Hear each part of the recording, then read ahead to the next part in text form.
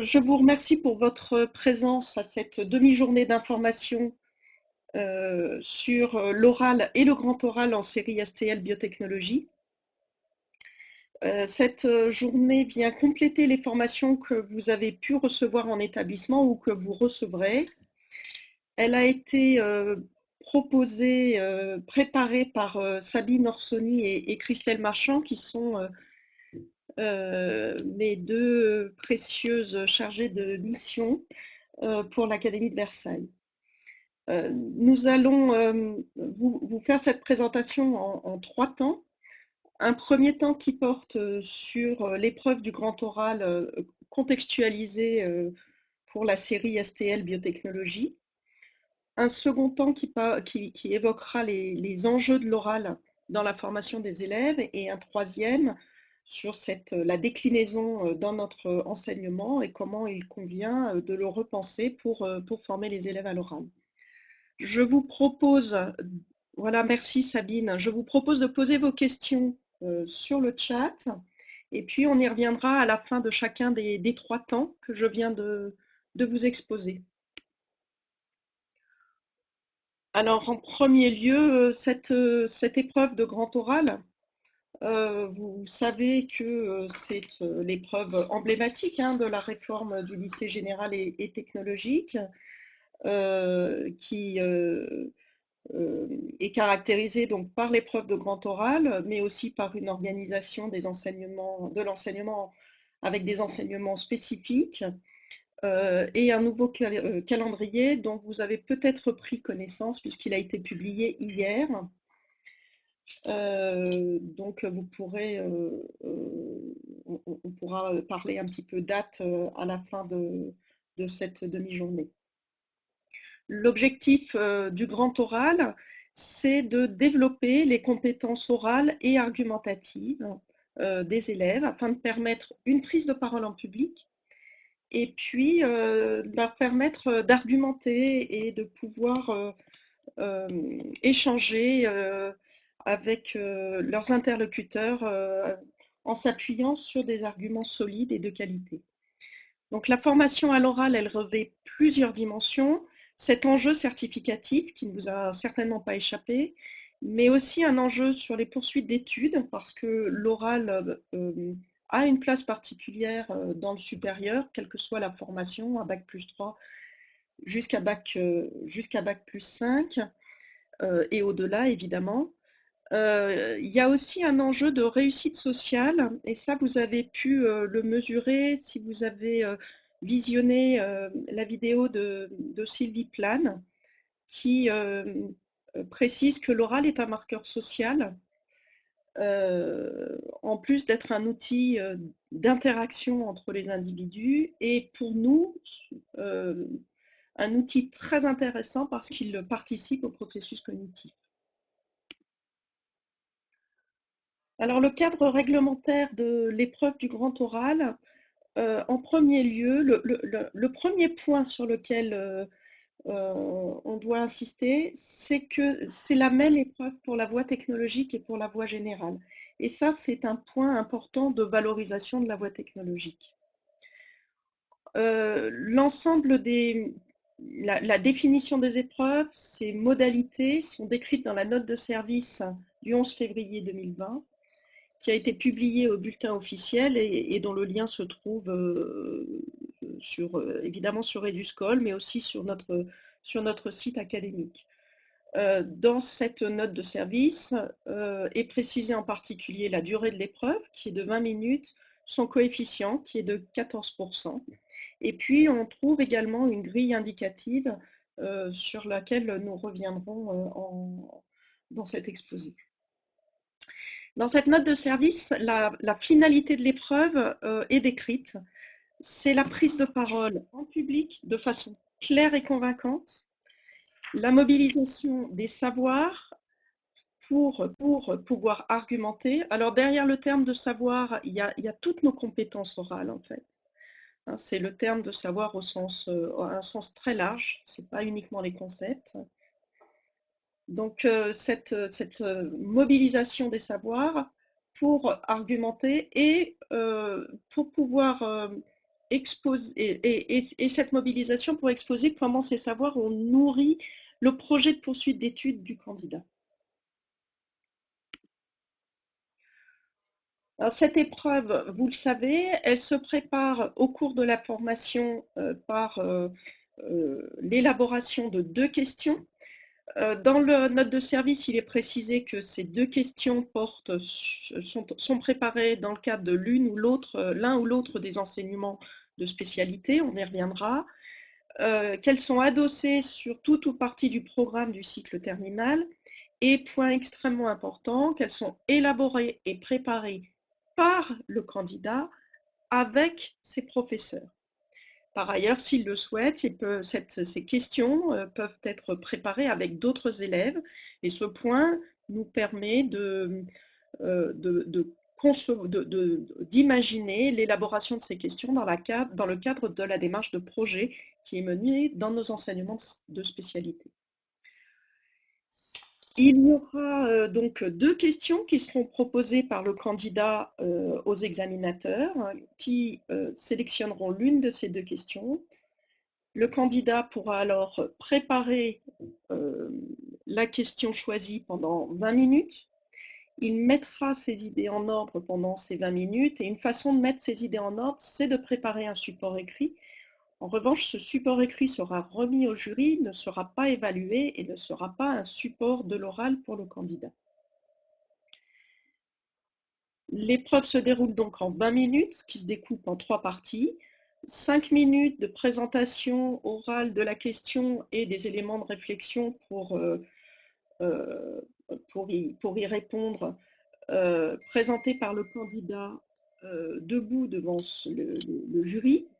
Au cours de ces 5 minutes, ce sont les capacités argumentatives et les qualités oratoires du candidat qui sont particulièrement évaluées.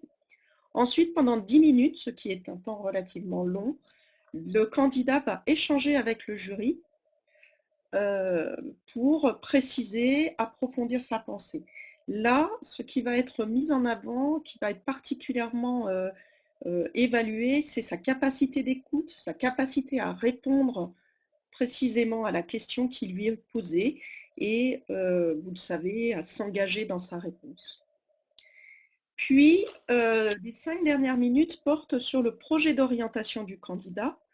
Là, on est par définition sur une réflexion personnelle et sur l'exposition des motivations, même si la réflexion personnelle doit évidemment être le point fort de l'ensemble de la prestation du candidat sur les 20 minutes.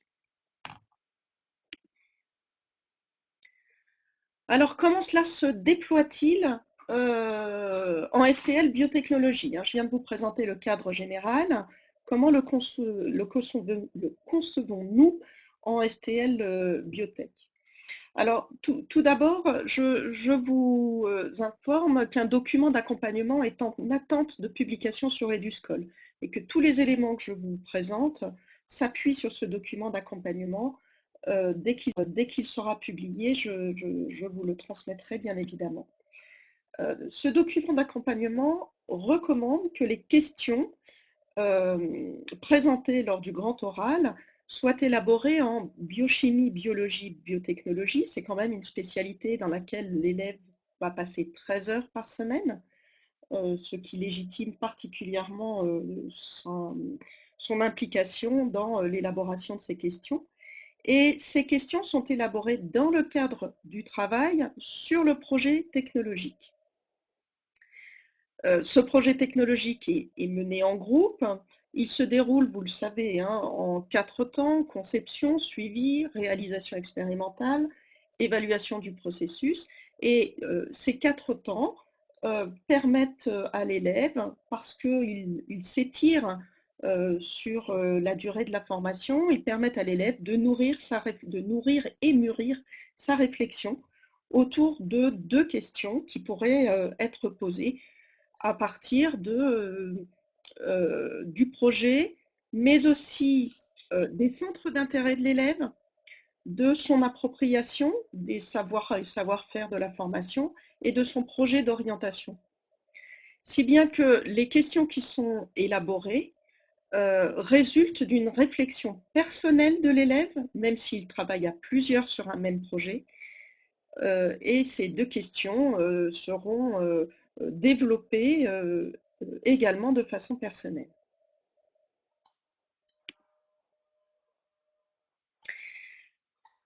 L'une des missions de l'enseignant dans son accompagnement, c'est de faire percevoir à l'élève, qu'il y a toute une diversité de questions qui peuvent être présentées lors du grand oral. Nous ne sommes plus sur la présentation du projet technologique accompagné, mais bien sur des questions qui peuvent émerger au cours de la conception et de la mise en œuvre de ce projet technologique. Les questions peuvent alors porter sur, selon le projet et selon les centres d'intérêt de l'élève, sur le domaine d'activité des biotechnologies qui est étudié, sur la démarche expérimentale, sur la méthode utilisée, la méthode la méthode associée à cette démarche, c'est la démarche de recherche, la démarche d'analyse, de contrôle de production, le choix d'une méthode qui est mise en œuvre dans ce projet, le choix du modèle expérimental, la conception du plan d'expérience, l'adaptation d'une procédure, mais aussi l'ouverture vers une réflexion sociétale, des savoir-faire qui sont associés à la démarche de projet de façon plus transversale, ou bien associés à la démarche de prévention des risques biologiques, qui est l'une de nos spécificités.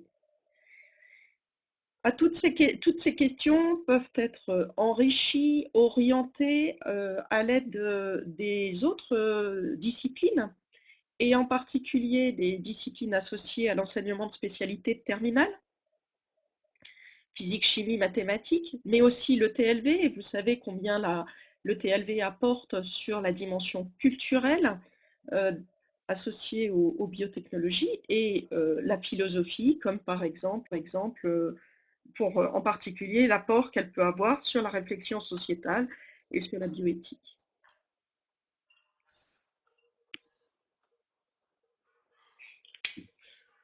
Alors cette question, elle doit être personnelle. Il faut absolument qu'elle émerge de l'élève, qu'elle résulte d'une réelle conception, euh, euh, une réflexion individuelle, et cela prend du temps. Cela s'affine sur le long cours, et cela nécessite souvent des retours sur la première question qui a été élaborée. Votre place à ce moment-là est essentielle. Elle est essentielle à la fois pour accompagner dans la démarche de projet, mais aussi pour accompagner l'élaboration des questions. La réponse que le candidat apportera à la question doit être également personnelle et en lien avec son expérience individuelle, qui peut être contextualisée par le projet technologique ou par la formation.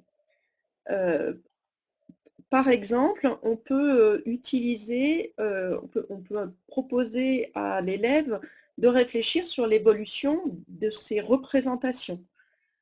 Avant de me lancer dans ce projet, la représentation que j'avais de la question que je me posais, c'était, et puis après, voilà où je me trouve. Vous voyez que pour s'assurer que la question est personnelle, on peut recommander à l'élève d'écrire la question à la première personne, le je, le nous, qui peut émerger qui peut être utilisé dans cette question. Alors, dans le document d'accompagnement qui sera publié, vous verrez que les collègues ont réfléchi à plusieurs exemples de questions dans différentes thématiques pour montrer qu'on peut prendre de la distance par rapport au projet. Par exemple, dans le cadre d'un projet sur la comparaison entre l'efficacité d'un médicament générique ou d'un princeps, on pourrait, une question que pourrait élaborer l'élève, ça pourrait être quels seraient, selon moi, c'est vraiment son point de vue, les enjeux sociétaux si l'on réussissait à montrer que l'efficacité du médicament générique est équivalente à celle du princeps. Euh, Appropriation, par exemple, de la démarche expérimentale. Les choix successifs que nous avons réalisés pour montrer, alors ici on a un projet sur l'alimentation en fibres et son impact sur le microbiote, et en particulier sur 2 espèces bactériennes. Ces choix étaient-ils pertinents? Ou bien on peut travailler sur la démarche de projet, en particulier si vos élèves valorisent le projet qu'ils ont mené à l'échelle de l'établissement ou à l'extérieur de la classe. Alors, on vous proposait ici une question sur comment avons-nous procédé pour planifier et communiquer sur notre projet de BioArt lors de la réunion du CVL en mai, et quelle a été ma place dans cette démarche. Et c'est parce que c'est important qu'il y ait une position personnelle. Et puis enfin, sur la prévention des risques, alors notre question est un peu grande, et un élève proposerait sûrement une question plus légère que celle qu'on a formulée, mais l'idée c'était de bien montrer qu'il pouvait aussi réfléchir sur la prévention des risques. Donc dans un exemple de projet sur l'étude des glucides dans le jus d'orange, en quoi la substitution des composants, la réduction des volumes nous a permis de limiter les risques et surtout m'a permis de développer mon expertise sur la démarche de prévention. Voilà quelques exemples. Il y en aura d'autres dans le document d'accompagnement. Là, l'idée, c'était de vous permettre de mieux cerner ce qu'on attend comme type de question. Alors, quelle est la place du projet dans le grand oral? Ce projet, vous le mettez en œuvre depuis 2010 pour plusieurs d'entre vous. Vous savez qu'il engage l'élève dans un domaine qui le motive, et ce projet va alimenter de fait la réflexion personnelle de l'élève. Par ailleurs, le temps d'élaboration, qui est assez long, hein, l'élaboration du projet sur l'année de terminale, permet à l'élève de prendre du recul pour en parler, avec un vocabulaire adapté. Tous ces éléments vont être des axes forts qui permettent à l'élève de présenter son oral en montrant son niveau d'engagement, sa réflexion, son recul, qui sont autant de critères qui seront pris en compte par le jury. Le projet, il peut être également valorisé sur les 2 premiers temps, de la présentation et de l'échange, parce que le candidat peut être amené à présenter évidemment la raison pour laquelle il a choisi cette question et comment elle s'articule avec le projet. À quel moment j'en étais de ma démarche de projet pour lorsque je me suis posé cette question et comment elle a évolué. Et puis, ce projet peut également nourrir le développement des éléments de réponse euh, pour répondre à cette question qui s'est posée. Donc là, on est sur les 2 premiers temps, les 15 premières minutes. Ensuite, le 3e temps, on est sur un autre type de projet, puisqu'on est sur le projet d'orientation de l'élève. Le point qui est très important, c'est qu'on n'est pas en train d'évaluer la cohérence du choix d'orientation. On souhaite prendre en compte la capacité du candidat à présenter sa démarche qui est personnelle, pour explorer les différentes poursuites d'études qu'il envisage. Ces poursuites d'études, elles sont extrêmement variées, vous le savez bien. Elles peuvent être ou non dans un parcours scientifique, médical ou non, courte, longue, sécurisée ou non, avec pourquoi pas, pour certains d'entre eux, des mobilités géographiques. Donc, tous ces points sont autant d'éléments qui permettront au candidat d'échanger avec le jury sur son projet d'étude. Cette épreuve, elle se prépare et évidemment, elle se prépare avec les enseignants. Vous y avez une place dans toutes les étapes pour préparer la question, vous l'avez bien mesuré. On reparlera de la place de l'accompagnement des enseignants pour préparer l'oral de façon plus transversale. Et en particulier sur le deuxième temps, qui est un temps très exposant, qui est le temps d'échange avec le jury, où il convient de former des élèves à l'écoute, à la compréhension des questions, à une réponse qui soit argumentée, mais qui soit bien cohérente avec la question qui est posée. Donc tout cela se travaille avec vous. Et le projet d'orientation, eh bien, vous le savez, qu'il se travaille aussi avec vous, à la fois dans sa construction, mais cette fois-ci, c'est un élément supplémentaire, dans l'argumentation que l'élève va faire sur les choix qu'il a pris pour construire son projet d'orientation, qui est un projet authentique.